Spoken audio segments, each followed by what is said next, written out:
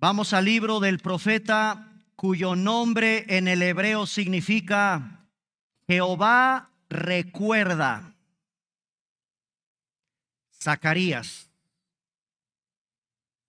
Jehová recuerda. Precioso nombre en hebreo de Zacarías. Ya vamos a terminar, hermanos, libro por libro, el Antiguo Testamento. Esto es lo que estoy compartiendo con ustedes en el primer servicio, un panorama de todos los libros de la Escritura. Y hoy vamos a revisar uno de los pasajes más hermosos en el Antiguo Testamento, a donde vemos plasmado magistralmente el Evangelio. El tema de esta mañana, el Evangelio en Zacarías. Vamos a orar.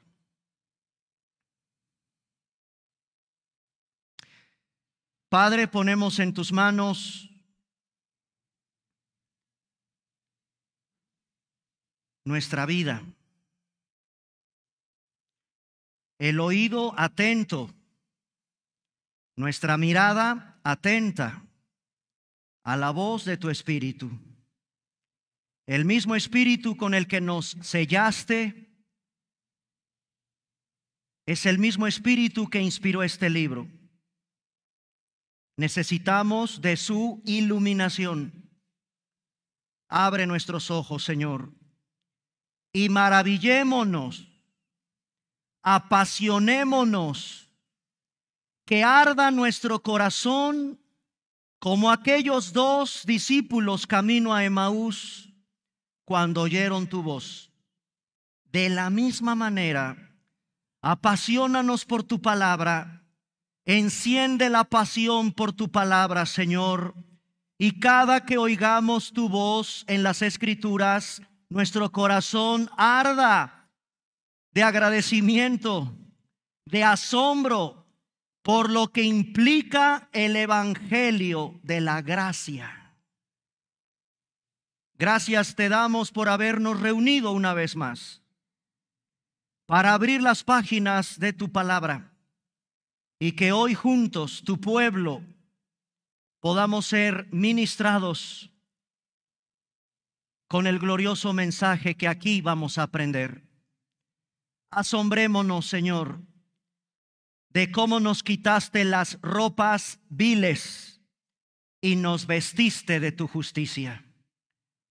Asómbranos y que cada día vivamos de una manera digna de esas vestiduras. En Cristo Jesús. Amén. Muy bien, hermanos, vamos al libro de Zacarías, que significa en el hebreo, Dios recuerda. Déjenme ubicarlos en el contexto histórico, porque sí, abrir la Biblia es introducirnos a la historia humana. Señores historiadores, no abrimos un libro de fábulas. No son los cuentos, no son las fábulas de Esopo, no son los cuentos de Julio Verne. Abrimos las páginas de un libro a donde tenemos que irnos a la historia. Es el mismo contexto, el mismo del profeta Ageo. De Ageo prediqué más de 5 mensajes. Y eso que es de los más pequeñitos de toda la Biblia. Es tan importante Ageo por el mensaje tan tremendo que Dios le dio a un pueblo cuando regresó del cautiverio. Ese contexto es el mismo del profeta Zacarías. Por allá del año 538 antes de Cristo, señores historiadores, el rey Ciro de Persia liberó a los cautivos judíos para que regresaran a su tierra. Aproximadamente la historia nos dice que 50,000 judíos regresaron de Babilonia, o sea, de Irak, a la tierra de Israel. Y cuando regresaron, reedificaron el templo. Era de las cosas que Nabucodonosor había destruido, que había provocado un dolor terrible al haberse derrumbado el recinto, el inmueble a donde Dios mostraba su gloria. Todo eso lo prediqué en el libro de Esdras, porque el pueblo entró en desánimo en esa reconstrucción del templo. Comenzaron a reedificar el templo, pero, se los expliqué, hubo oposición. Cada que tú decidas reedificar tu vida, vas a levantar enemigos. Nunca se te olvide, iglesia. ¿Quieres venir a la iglesia? Vas a encontrar oposición. ¿Quieres involucrarte en un discipulado? Vas a encontrar oposición. ¿Quieres venir a congregarte y a entregar tu vida en oración a la iglesia? Ahora que ya se acerca el último miércoles del mes para que vengamos a orar, van a encontrar oposición. Cada que una persona quiera ponerse en orden delante del Señor, tu carne, el mundo, el diablo, no te lo van a permitir.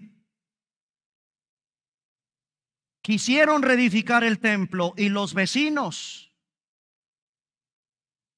la indiferencia hizo que se desanimaran y el templo fue abandonado. La reconstrucción fue abandonada. 16 años de parálisis. Fíjate lo que hace un cristiano que ya no viene a la iglesia, un cristiano desanimado, un cristiano que no se discipula, un cristiano que no lee la Biblia, que no memoriza Biblia, que no toma notas de las prédicas, que no oye prédicas y solo se la pasa oyendo a Juan Gabriel. Hoy lo que le pasa a un cristiano que no está conectado con el Señor, el desánimo, la apatía, 16 años de parálisis. 16 años. Y es entonces que Dios levantó a Ageo. Y Dios levantó también a Zacarías.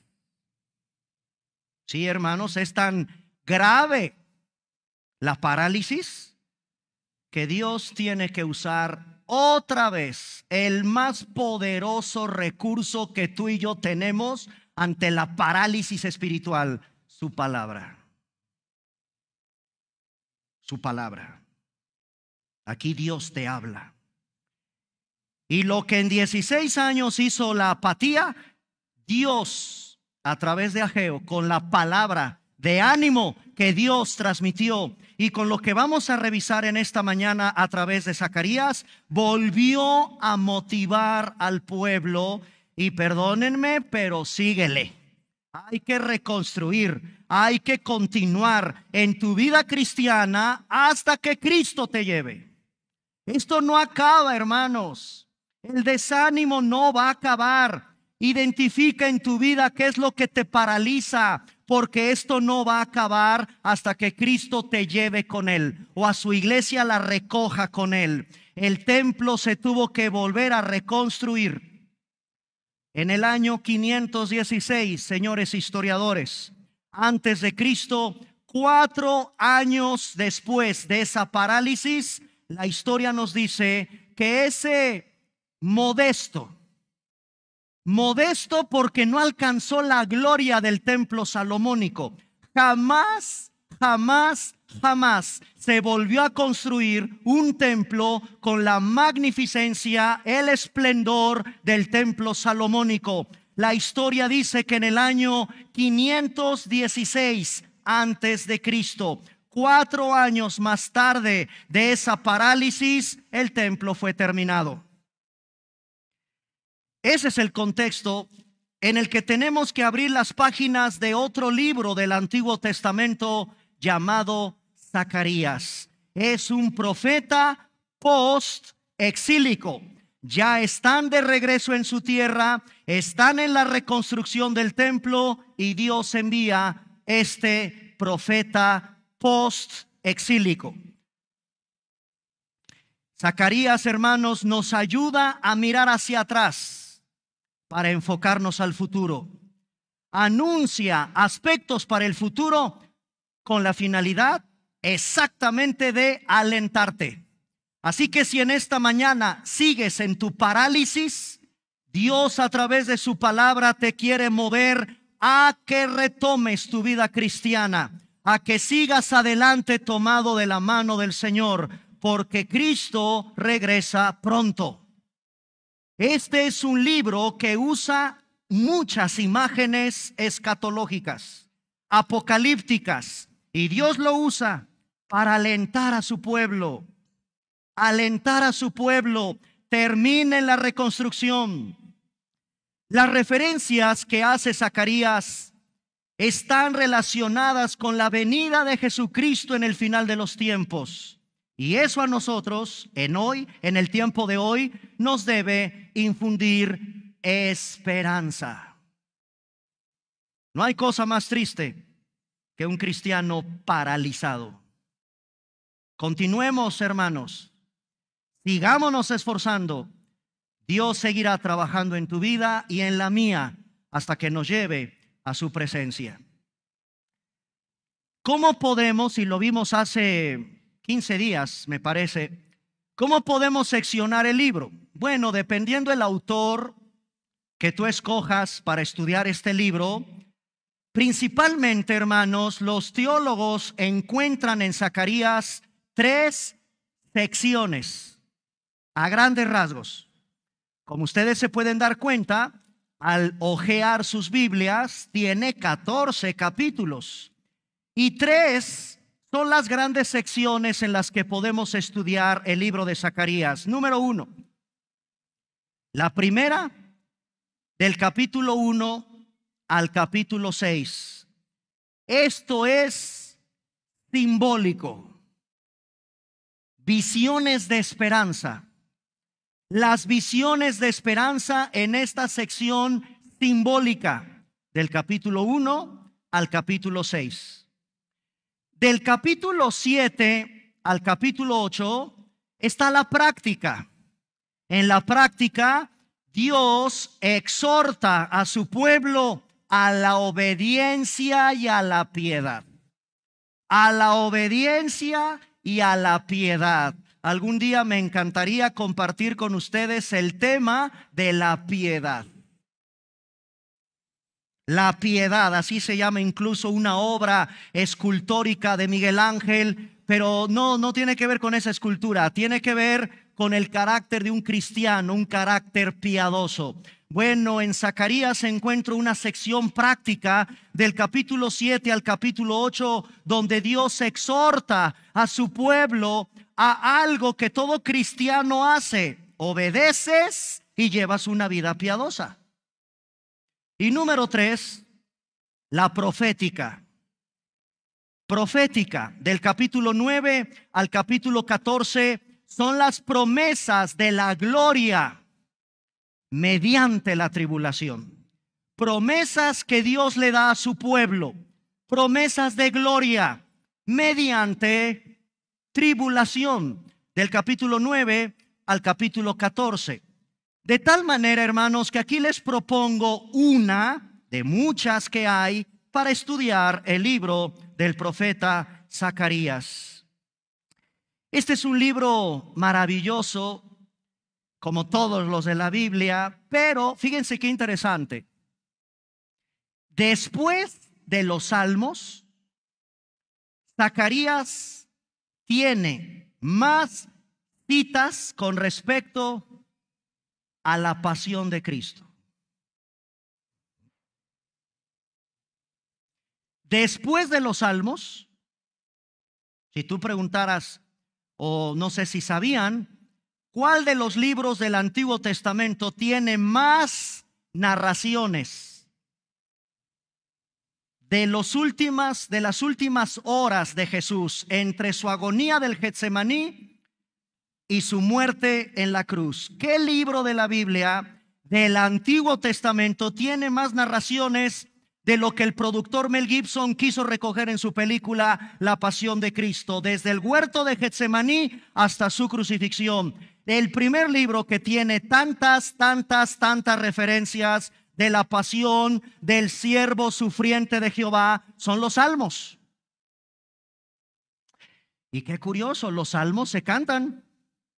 Los Salmos, hermanos, se cantan. ¿Cómo puede ser que en medio de una sección de cantos haya sufrimiento? El doloroso proceso de la agonía de Cristo, increíble. Bueno, después de los Salmos, ¿qué libro del Antiguo Testamento tiene más narraciones de la pasión de Cristo? Zacarías. Hoy quiero llevarlos a uno de los pasajes más fascinantes para que veas lo que Dios hizo contigo y conmigo. Capítulo 3, versículos del 1 al 9. El evangelio, el glorioso evangelio, el poderoso evangelio en Zacarías. Capítulo 3, versículos del 1 al 9. Hermanos, este capítulo nos lleva a una corte de justicia celestial, a donde también Job nos muestra lo que pasa. El capítulo 3 de Zacarías es la cuarta visión. Ahí hay una cuarta visión. Repasen la conferencia última que di de Zacarías para que me entiendas por qué es la cuarta visión. Yo les mencioné cuáles son las visiones, una por una, rápidamente. Y aquí se encuentra la cuarta de una visión celestial. Solo el Espíritu Santo nos puede llevar al cielo o al infierno.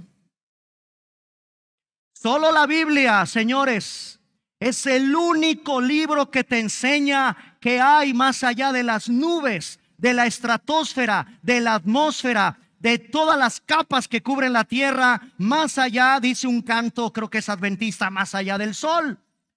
¿Qué hay más allá? La Biblia es el único libro que nos lleva a las cortes celestial, y es el mismo libro que nos puede llevar a las profundidades de la tierra, a donde hoy es el lloro y el crujir de dientes de todos aquellos que rechazaron precisamente el evangelio. En el cielo hay una visión similar, muy parecida a la que nos narra el libro de Job. Josué se encuentra ahí. Josué es un personaje real. Se trata en la época del post-exilio, ni más ni menos que del Kohain Agodoul en el hebreo, el sumo sacerdote. Se encuentra aquí, hermanos, no un sacerdote ordinario, no. Se encuentra el jefe, el más importante de los sacerdotes, como responsable de asegurar la pureza del pueblo de Dios. Y eso lo hacen los sacerdotes del Antiguo Testamento por medio de sacrificios. Por medio de sacrificios. En el capítulo 3 voy a ir leyendo algunas porciones para irlo desarrollando junto con ustedes. Capítulo 3 me mostró al sumo, esto es muy importante que entendamos que se trata del jefe o el más importante de los sacerdotes, llamado, y qué increíble, el nombre Yeshua. ¿A qué le suena Yeshua o Yeshua? Es la misma raíz de la palabra Jesús. No es casualidad. Aquí encontramos un Josué cuyo significado en el hebreo significa salvación. Y estaba delante del ángel de Jehová, y la Biblia nos dice estaba también otro ser angelical, otro ser del cual tenemos que predicar y enseñar a la iglesia: Satanás. Satanás estaba a su mano derecha para acusarle. Estaba Josué delante. Algunas versiones en las Biblias de estudio dicen estaba de pie. Sí, hermanos, aquí hay una corte celestial, porque perdónenme, cuando hay un acusador es porque hay un acusado. Y estos términos solamente se dan en una corte de justicia. Son términos propios de una corte celestial. Ahí hay un acusador y hay un acusado. Hay un ángel del Señor ahí y hay un hombre que está de pie, que está delante del ángel de Jehová. Hay una escena en Apocalipsis capítulo 20. Apocalipsis capítulo 20 versículo 12, para que me entiendas cómo es que Josué está. Algunas Biblias dicen de pie, de pie. Algunos dicen está compareciendo, está ahí en medio del ángel de Jehová y de un acusador. ¿En dónde vemos una escena donde están los acusados de pie? Ni más ni menos que en el juicio final, el juicio del gran trono blanco. En Apocalipsis capítulo 20, versículo 12. Vi, dice Juan, otra vez, vean la Biblia, nos lleva a donde ningún ser humano, ningún telescopio, nadie nos puede revelar lo que acontece en el mundo espiritual. Vi a los muertos, grandes y pequeños. ¿Cómo están? Amados hermanos, nadie tiene el derecho de hincarse ante el juez supremo del universo, y más cuando se trata de un tribunal de justicia para juzgarte. Híncate ahorita. Ahorita es tu tiempo de hincarte, no cuando partas a la eternidad sin Dios, sin fe y sin esperanza. No se te permitirá hincarte. La visión apocalíptica es desgarradora, de pie. Así se escucha, señores, el veredicto de la sentencia final de un juez que juzgará tus pecados. De pie. Hinquémonos hoy. Clamemos por misericordia hoy. Ven a Cristo hoy, hincado, quebrantado, arrepentido, porque vas a comparecer. Seas cristiano o no seas cristiano, agnóstico o ateo, religioso, budista, musulmán, maometano, judío, vas a comparecer. Híncate hoy.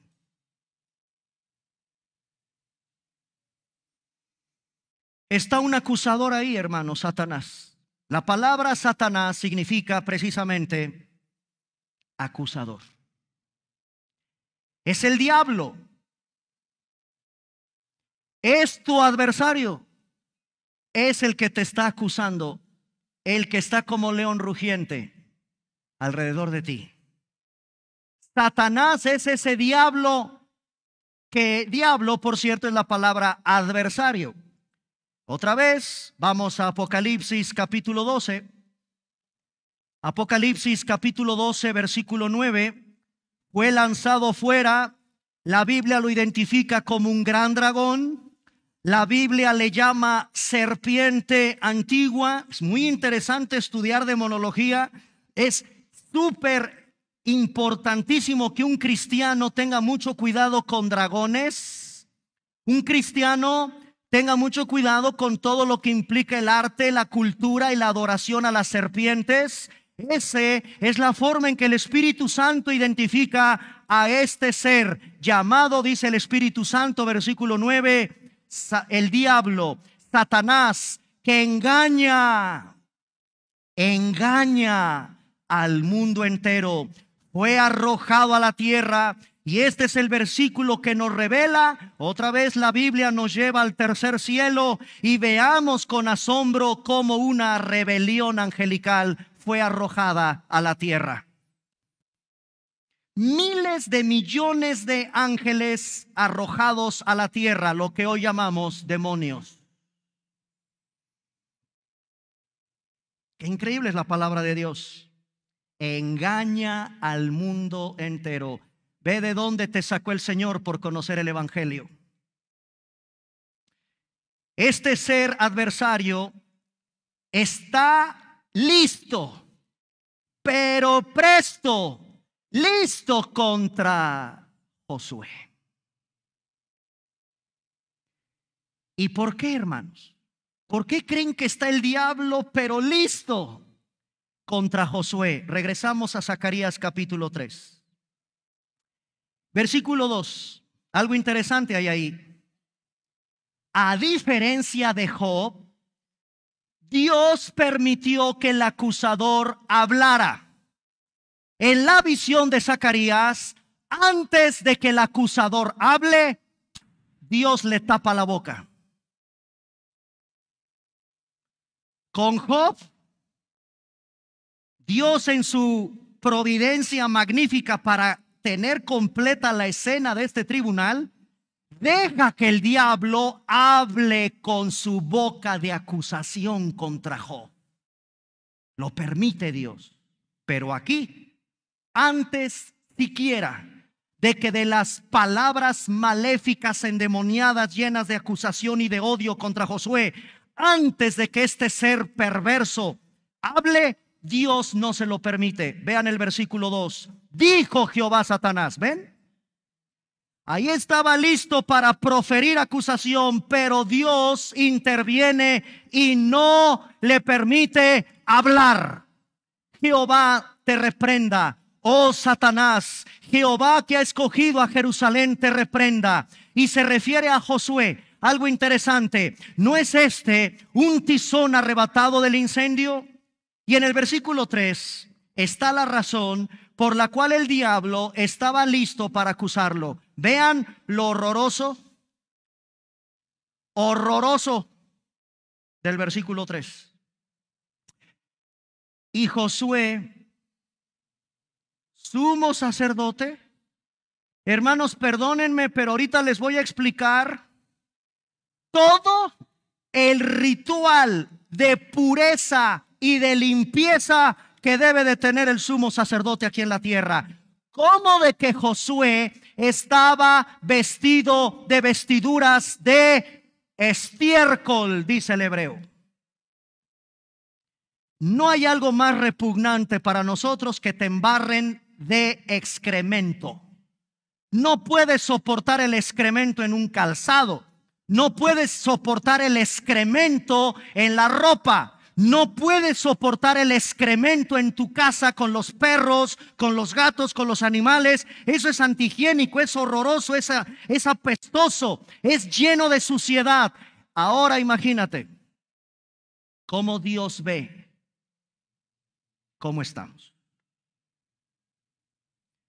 Una de las imágenes que el Espíritu Santo usa para que tú y yo entendamos lo repugnante que es ante Dios el pecado, es estar manchados de excremento.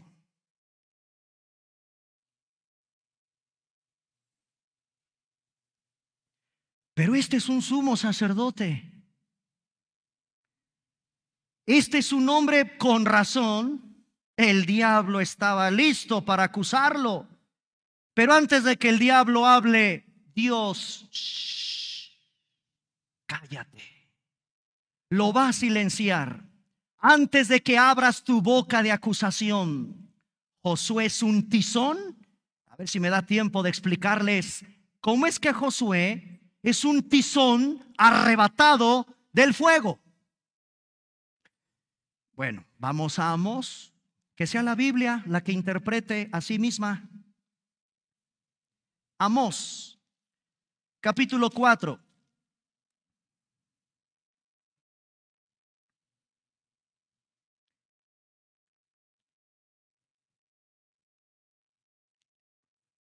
Daniel, Oseas, Joel, Amós.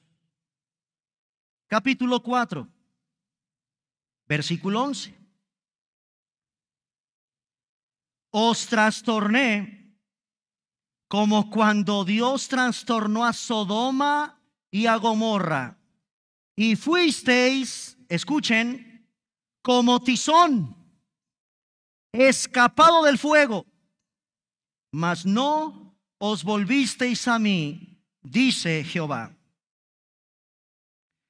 ¿Qué significará como tizón arrebatado del fuego? Implica Satanás. Este es su nombre y lo voy a parafrasear. Josué Satanás está chamuscado. Todos ustedes han ido a un campamento, espero, cristiano. O has compartido con tu familia en un campamento o con los amigos, y cuando hacen la fogata, prenden el fuego, hay que ponerle leña, hay que ponerle un poquito de varas, y aquello se va tiznando, se va poniendo negro. Hermanos, es muy raro, es muy difícil alguien que no se ensucie al estar manipulando la fogata con el fuego, con la leña. Te vas a tiznar.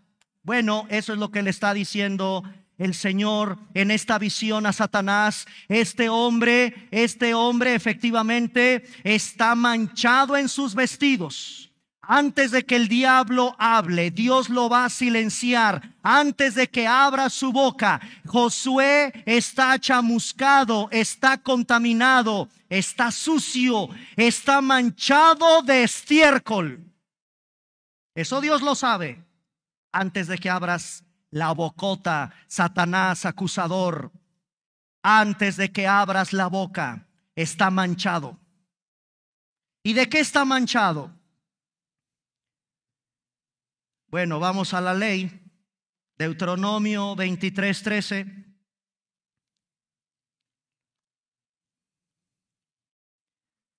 Libro de Deuteronomio. Dios es un Dios tan santo, un Dios tan hermoso, que le quiere dar lecciones y leyes higiénicas a su pueblo. Antes de que los científicos revisaran qué pasa si pisas con tu pie descalzo, con la planta de tu pie, qué pasa si pisas excremento.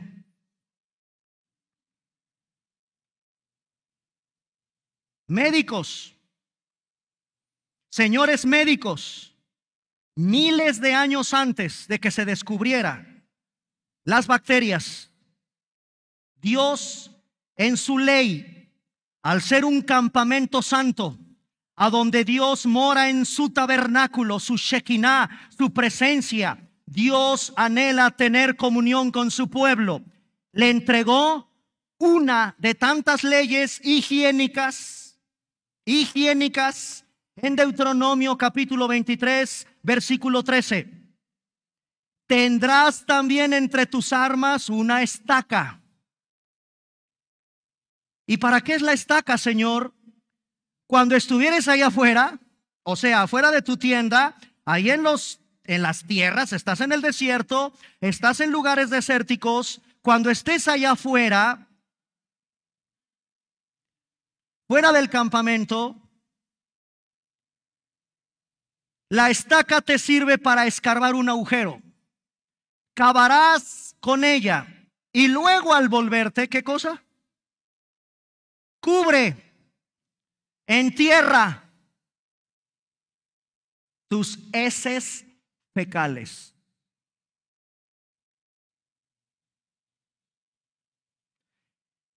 Esto era antihigiénico, ¿verdad? Excremento humano. No había, hermanos, los baños fifís donde tú te sientas todos los días en un trono.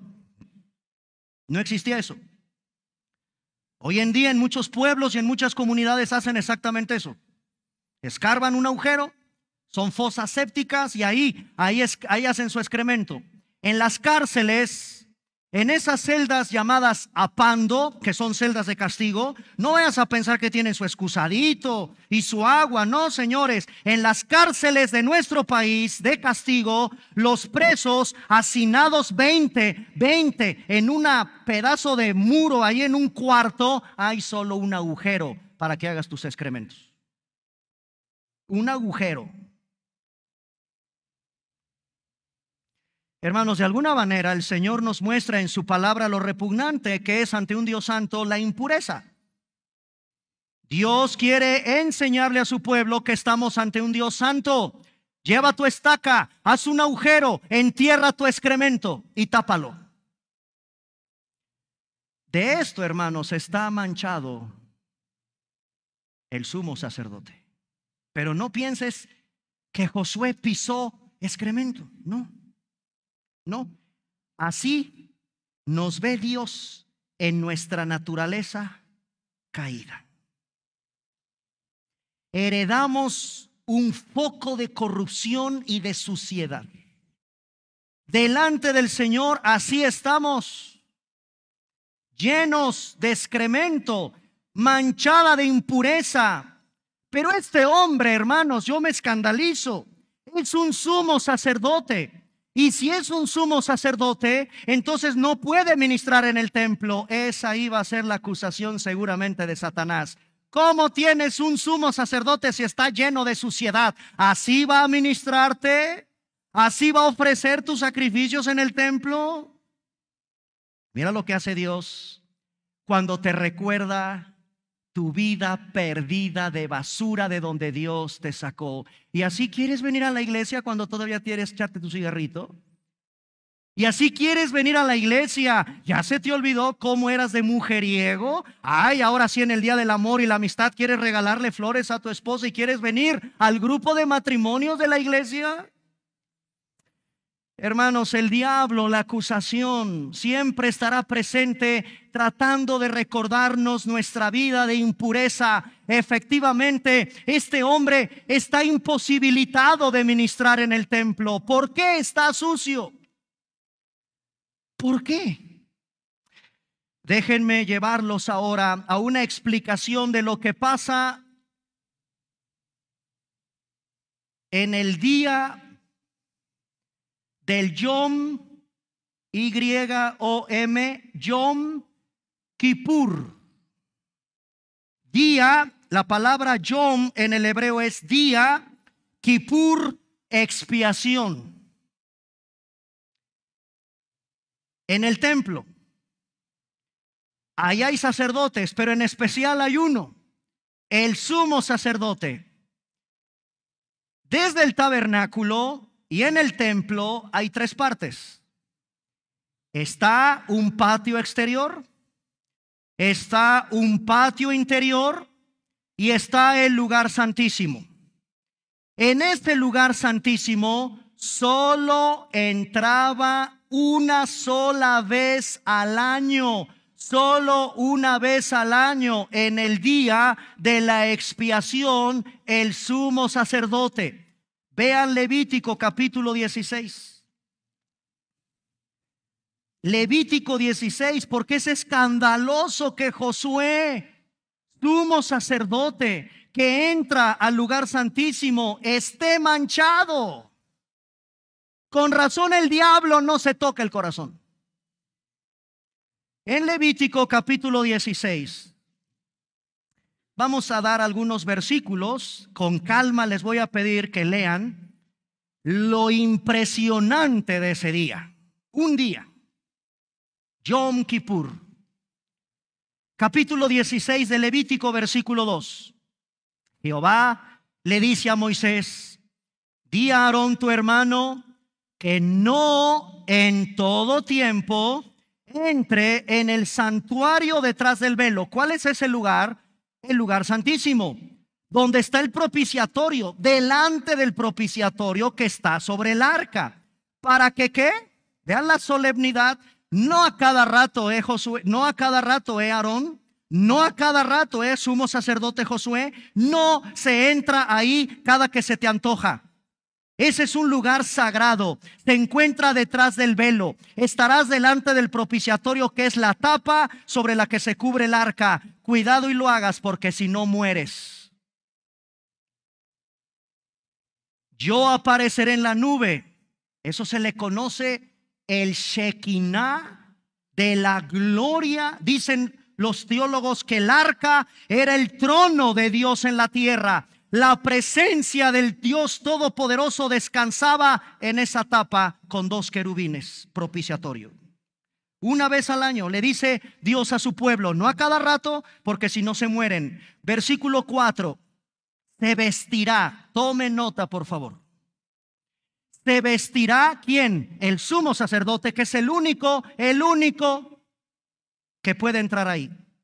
Se vestirá túnica santa de lino, y sobre su cuerpo tendrá calzoncillos de lino.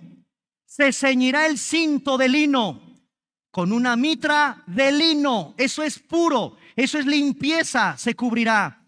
Son, dice el Señor, cuidado, las santas vestiduras con que se ha de vestir después de lavar. Te vas a sorprender lo que pasaba una semana antes del día de la expiación. Lavados con agua, lavados. Ahí te va. Una semana antes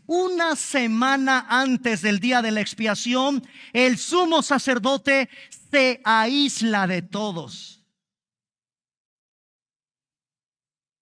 No puede tocar nada impuro. Una semana antes se tiene que aislar. No puede tocar ni por accidente nada impuro.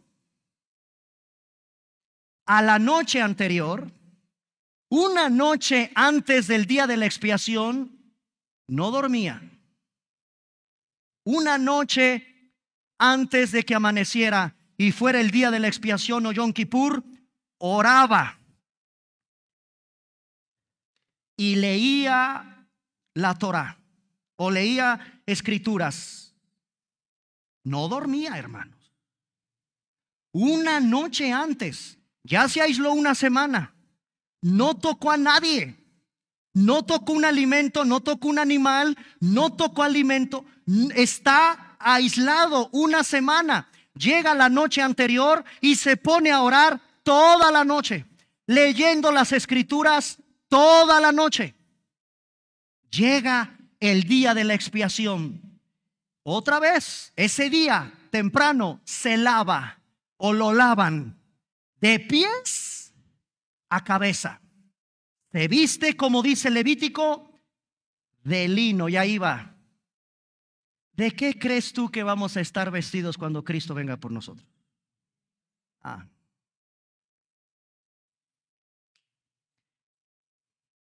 Desde el Antiguo Testamento Dios nos muestra tus vestiduras. Ahora en Cristo. Las bodas del Cordero. Y a su novia se le concedió que se vistiera. ¿Ya vieron de dónde viene? La pureza, la santidad con la que ahora ya no ve Dios tu excremento. Perdónenme que les hable así, pero eso es el término hebreo. Vamos despacio, ven cómo está el evangelio en esta historia maravillosa. Ya lo van descubriendo con la guía del Espíritu Santo. Lo que el Señor hizo contigo en ese día de tu conversión, te vistió. Estás vestido, no de ropas viles, de pies a cabeza. El día de la expiación, pureza, limpieza. Ahora sí, a entrar al lugar santísimo. Llevaba un animal, sacrificaba el animal, derramaba la sangre en la tapa que era el propiciatorio.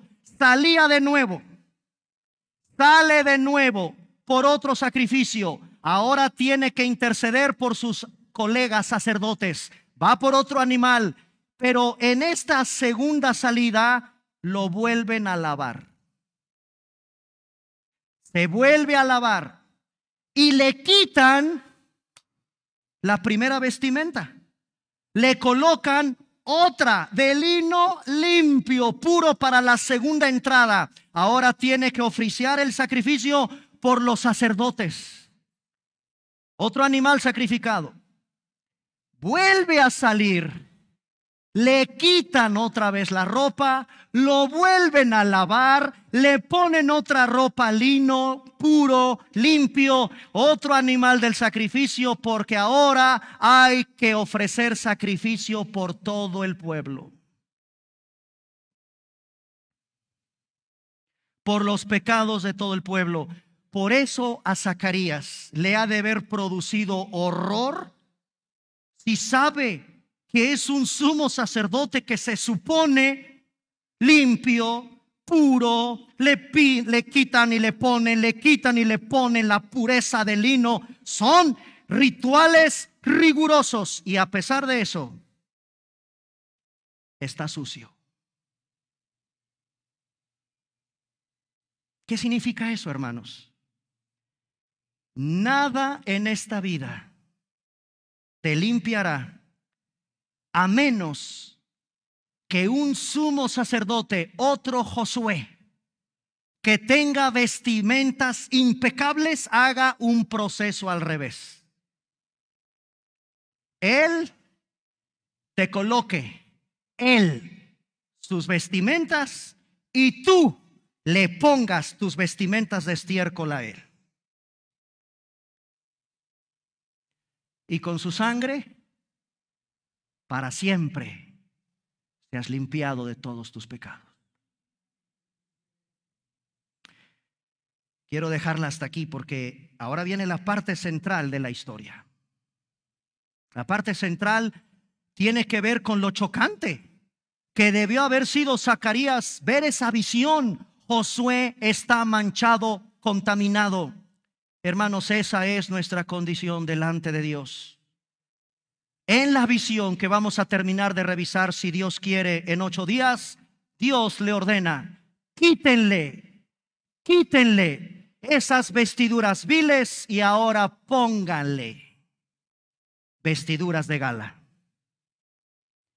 ¿Quién es el único que nos puede vestir ahora de esas vestimentas espléndidas? Lo dice la profecía de Zacarías. Y vamos a descubrir cómo lo hizo el Señor.